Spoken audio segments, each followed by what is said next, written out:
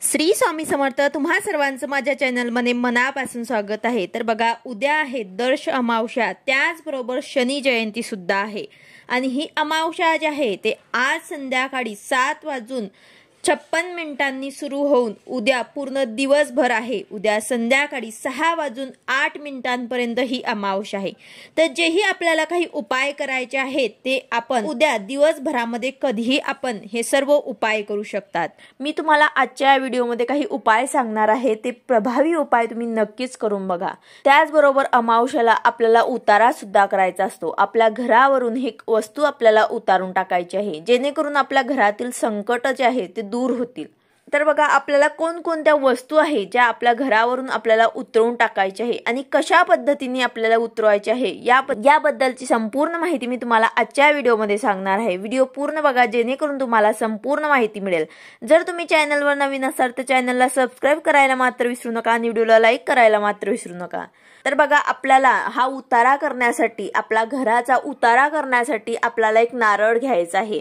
आता उद्या अमावस्येला आपण आपल्या घरावरून सुद्धा एक नारळ ओवाळू शकतो। तसेच आपले मुलं मुली किंवा कोणीही आजारी व्यक्ती असेल त्यांच्यावरनं सुद्धा आपण ओवाळू शकतो, किंवा मग आपले वाहन असतील त्यांच्यावरनं सुद्धा आपण नारळ उतारा करू शकतो। अमावस्याच्या दिवशी आपण नारळ उतारा घरावरनं, गाडीवरनं, वाहनांवरनं तसेच माणसांवरनं सुद्धा आपण उतारू शकतो। तुमच्या घरामध्ये कोणी आजारी असेल, सतत आजारी पडत असेल तर त्यावरनं सुद्धा तुम्हाला नारळ उतारा करायचा आहे।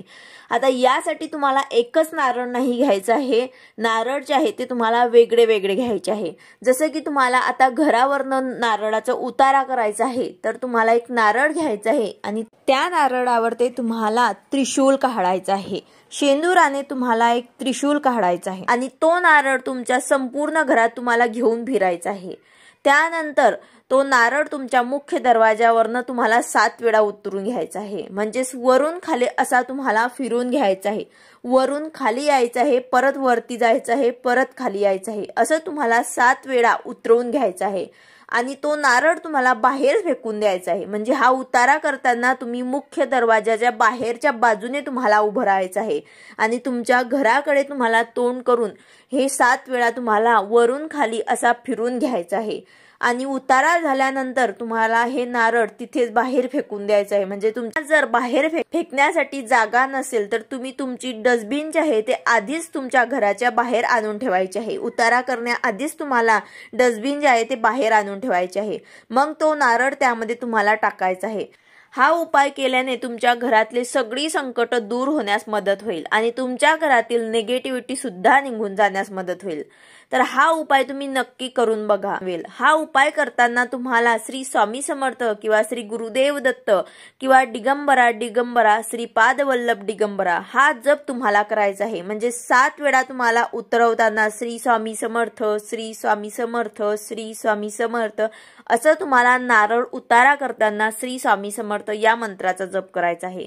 तसेच हा नारळ तुम्हाला तिथेच बाहेरच फेकायचा आहे, घरात आणू नका, हे लक्षात ठेवा। कारण बरेच वेळा आपण उतारा करतो आणि घरात तसेच आपण प्रवेश करतो, तर हे नारळ तुम्हाला बाहेरच फेकून द्यायचं आहे, बाहेरच पाय धुवायचे आहे, त्यानंतरच घरात तुम्हाला यायचं आहे, हे लक्षात असू द्यायचं आहे। नारळ उतारा करताना तुम्हाला हे चूक अजिबात करायची नाही आहे। आपल्या नशिबाला आपण या अमावस्याला प्रबळ बनवू शकतो। ज्यांना नशिबाची साथ मिळत नाही, ज्यांना ग्रह दोष आहेत, तसेच ज्यांना पितृदोष आहेत, त्या लोकांनी हे उपाय नक्कीच करायचे आहेत। हे उपाय केल्यानंतर तुमच्या घरातली सर्व अडचणी ज्या आहेत ते कायमच्या निघून जातील। तुम्हाला जर नशिबाची साथ मिळत नसेल, तुमची प्रगती होत नसेल, तर तुम्ही तुमच्या घराजवळील महादेवाच्या मंदिरात जाऊन त्या मंदिरात तुम्ही एक तूप असलेला कणकेचा एक दिवा लावायचा आहे, म्हणजेच तुमची प्रगती होईल। तसेच तुम्ही गव्हाच्या पिठामध्ये थोडीशी पिठी साखर मिक्स करून ते पीठ तुम्ही मुंग्यांना खायला घालायचं आहे। असं केल्याने सुद्धा तुमची प्रगती होईल आणि तुम्ही केलेल्या पापातून तुम्हाला मुक्ती मिळेल। त्यानंतर तुमच्या आजूबाजूला कुठे जर पाणी असेल तर त्या पाण्यातील माशांना कणकेचे गोळे तुम्हाला बनवून खाऊ घालायचे आहे। असं केल्याने सुद्धा पाप केलेलं आहे त्यातून तुम्हाला मुक्ती मिळते। तसेच या दिवशी काळ्या कुत्र्याला तूप किंवा मोहरीचं तेल लावलेली पोळी आपल्याला किंवा भाकरी तुम्हाला खाऊ घालायची आहे। तर हा उपाय सुद्धा तुम्ही करू शकतात। जो काही ग्रह दोष आणि शनी दोष आहे तो दूर होण्यास मदत होईल। त्यानंतर तुमच्या घरातील ईशान्य कोपरा स्वच्छ करून त्या जागी एक दिवा तुम्हाला पेटवायचा आहे। त्या दिव्याखाली तुम्हाला एक छोटीशी डिश ठेवायची आहे। ह्या दिव्याची वात जी आहे ते लाल रंगाची असायला हवी, म्हणजेच तुम्हाला जो कलावा असतो ते तुम्ही धागा लाल रंगाचा घेऊ शकतात। आणि हा दिवा लावल्यानंतर तुम्हाला ओम श्रीम श्रीये नमः या लक्ष्मी देवीचा जप करायचा आहे।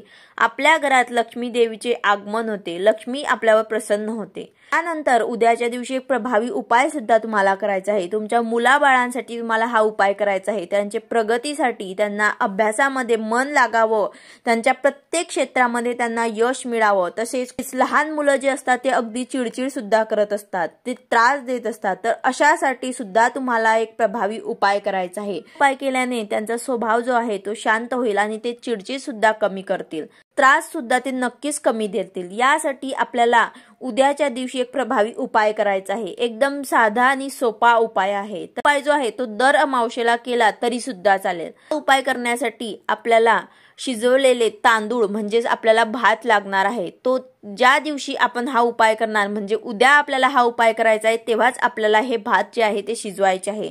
एक दिवस आधी किंवा मग रात्रीचा भात वगैरे उरलेला असेल तर तो तुम्हाला घ्यायचा नाही आहे।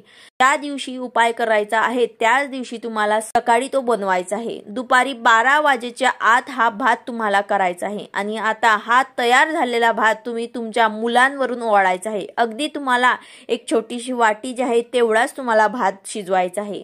हा पूर्ण भात तुम्हाला एका प्लेटामध्ये घ्यायचा आहे आणि तुमच्या मुलांवरनं तुम्हाला 7 वेळा उतरवून घ्यायचा आहे।